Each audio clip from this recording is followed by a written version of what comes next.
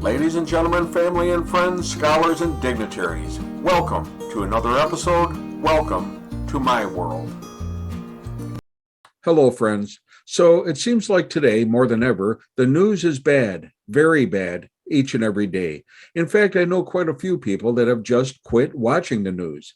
Now, to be honest, there are news outlets that overplay the bad news and even accentuate or exaggerate it because, again, to be honest, bad news draws more viewers than good news.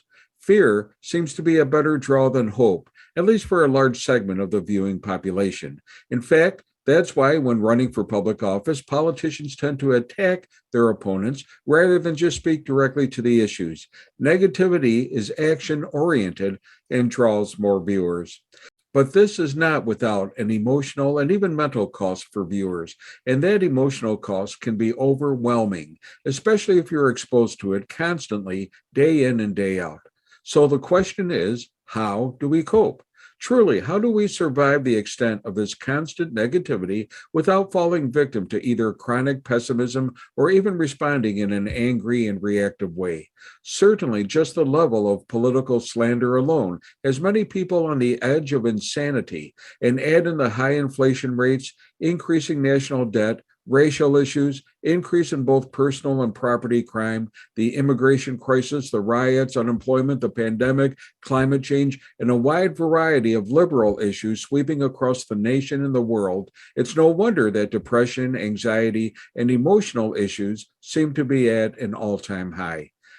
Even the World Health Organization has found that news coverage can increase distress and anxiety, and bad news shared through social media has been found to lead to increased panic and despondency, and it can even cause sleeping disorders. And as hard as you try, it's pretty hard to escape all of this. We are exposed, and we are all affected by it to at least some degree.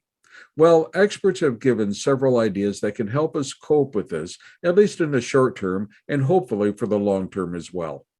First, find a balance in what you watch or read. You want to stay informed, but balance it out with shows or readings that are not all doom and gloom. And this is important. Variety is the spice of life. And if you find yourself getting angry or depressed because of the news or the style of reporting, then switch it up. And yes, there are different shows and different venues of news to help you along. One in particular I've liked is the Reader's Digest. This is a family friendly magazine that's both interesting, informative, and educational, and doesn't play havoc with your emotions. Second, you can regulate your consumption of news by taking time out from the media for periods of time. And what I've noticed is that when I've been away from toxic news, and I said yes, toxic news, for a period of time, I really don't miss it. And maybe that's why news outlets do ramp up and exaggerate the news, because they know that if you get away from it, you're less likely to come back or come back soon. And as well, watch your triggers.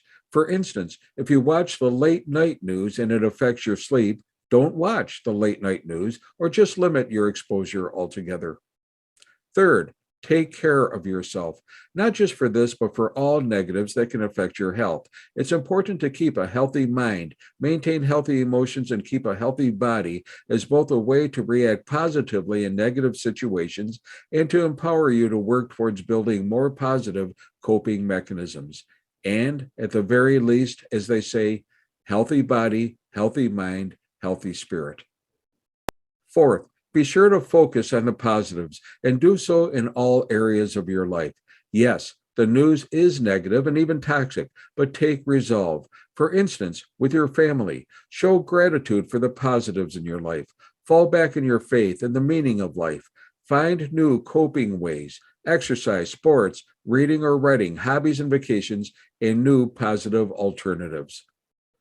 And fifth, seek support. And there are two types of support, formal and informal. For formal support, which many people overlook because they say, I don't need help, there are support groups and counselors that can help you put things in proper perspective.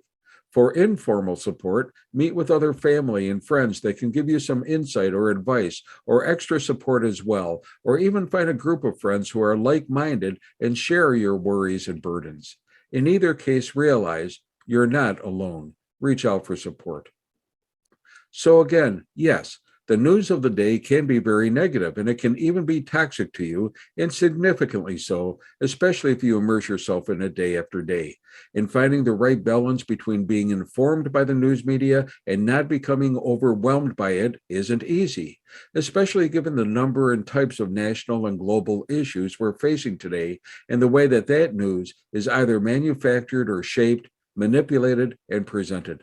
So if you're finding yourself overwhelmed, and by the way, note that you may not even be aware of it unless somebody brings it to your attention. Know that it's natural to feel concerned, apprehensive, and even a little anxious. But if you're feeling overwhelmed or stressed out, do something about it. Don't let it engulf and overpower you and keep you down. You're too good for that. Hey, be safe, be well, and may God bless.